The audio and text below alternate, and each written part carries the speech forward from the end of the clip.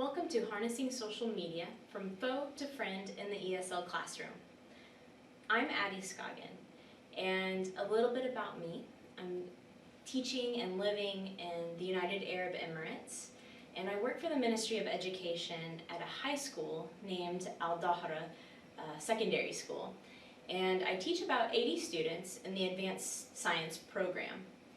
So as it relates to social media, every teacher really fights against Snapchatting, posting, tweeting, all of these notifications that just run wild in the classroom. You know how it goes. Fatima, I turn around and you're already on Instagram. Really? Stuff like this happens all the time. So why would an ESL teacher invite social media into the classroom? Well, I'm about to tell you why. My first day at Al-Dahra was last September, and I remember walking into the classroom and I pulled out my laptop, and this was before students were here. I was trying to connect to Wi-Fi, and it seemed like, man, I'm just having a lot of troubles, like the Wi-Fi is not popping up. What do I do? What do I do? The next day, I asked the IT person and some administrators, what's going on with the Wi-Fi? And they said, Wi-Fi? Teachers and students can't access the Wi-Fi. So one thing that I did to extend the classroom beyond the physical space was to think about social media. And I did 3 assessments, quick assessments of my students within the first couple weeks. The first thing was, are these students at a legal age to be on social media? Would their parents allow them to be on social media? And are they mature enough to use it? So all of these wrapped into one is my first point. It may be one of those things where you ask an administrator, is it okay if I use this? And then send home permission slips.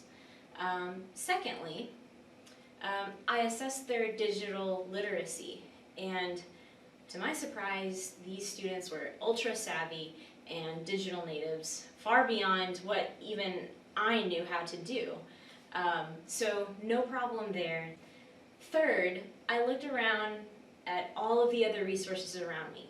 There was no learning management system. There was no official email for students to contact me outside of class.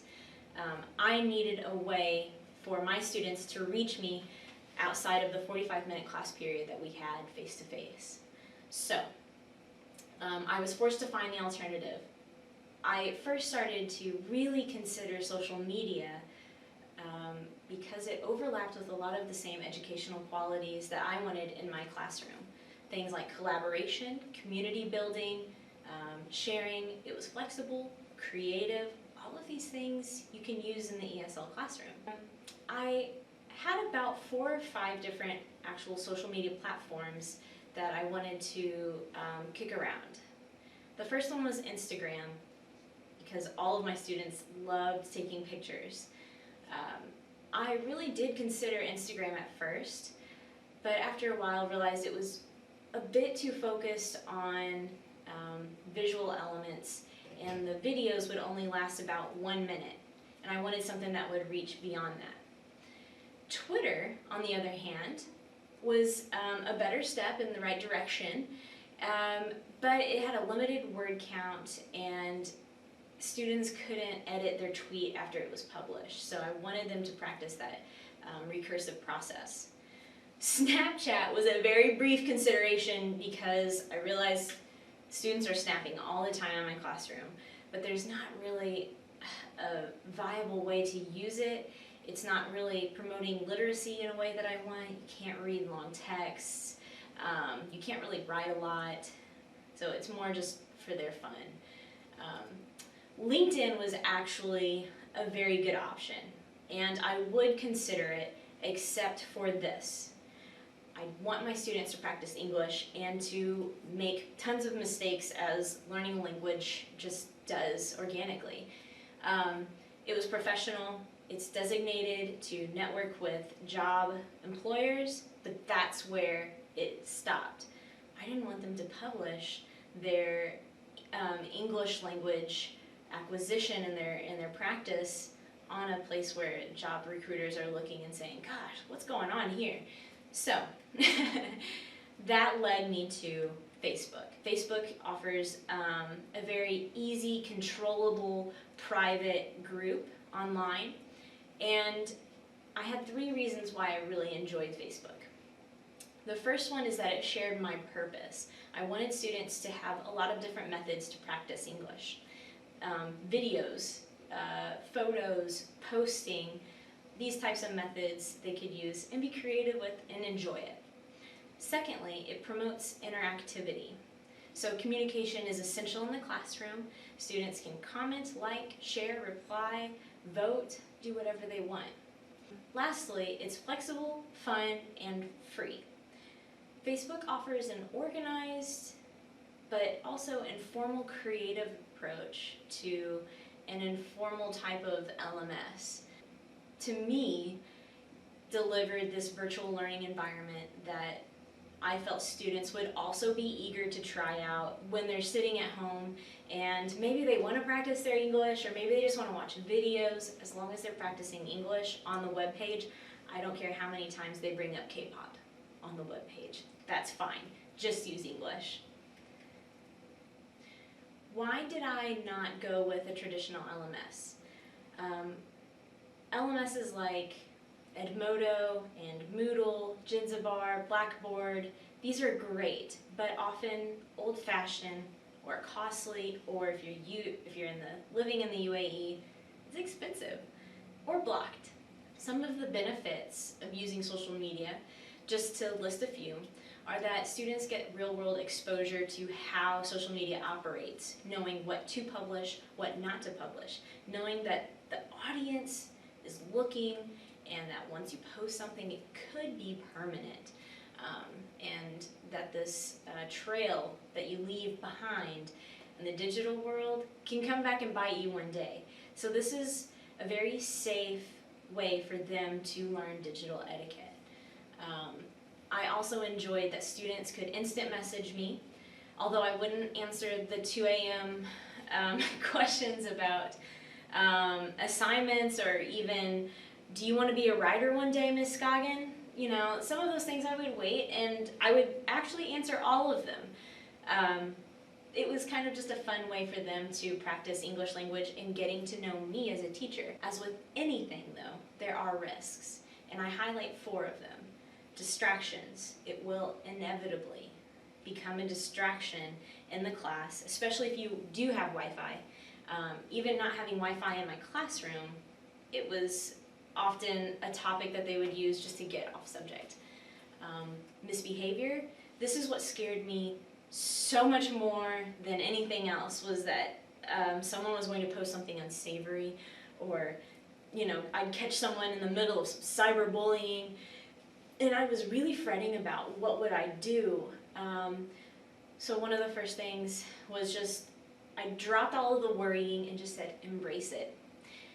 Even with adult students, they're going to misbehave, and that's totally fine. Just use it as a golden opportunity to teach the whole class how to correct it, edit it, delete that post, whatever it was that was inappropriate.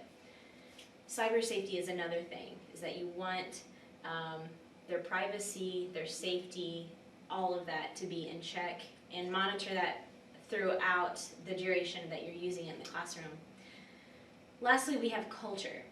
As a female teacher teaching female students in the Middle East, there was no problem, but you can see how that could be an issue raised if you had a different gender teaching. Okay, all of that aside, you want to launch social media. Do you create your own account, or do you use your own personal account? That question I'm leaving up to you. For me, for many years I have been approaching social media as if anyone can see it, job, employers, all of that.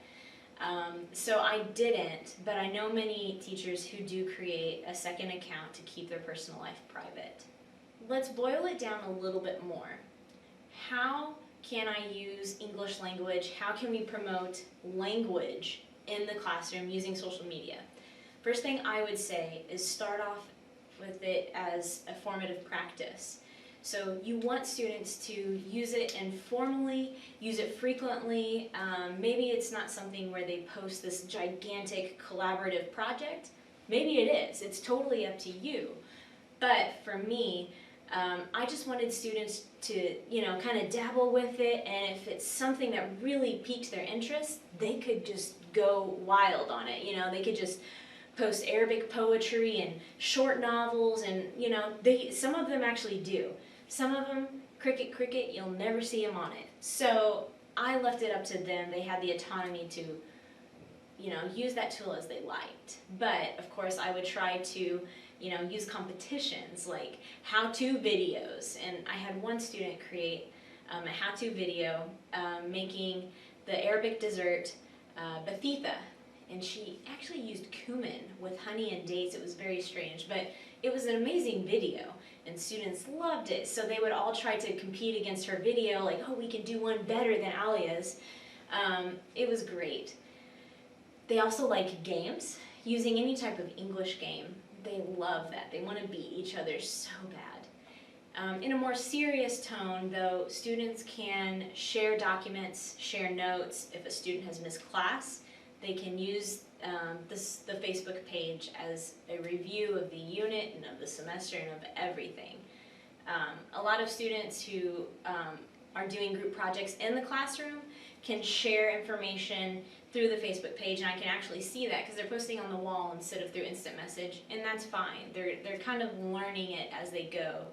As I wrap up, I just want to say that behind me I will have just screenshots of my Facebook page, along with just casual messages that students they like to ask me questions.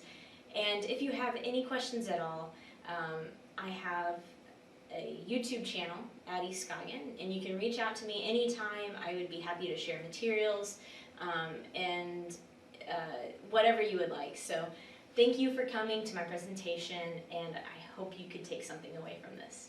Thanks.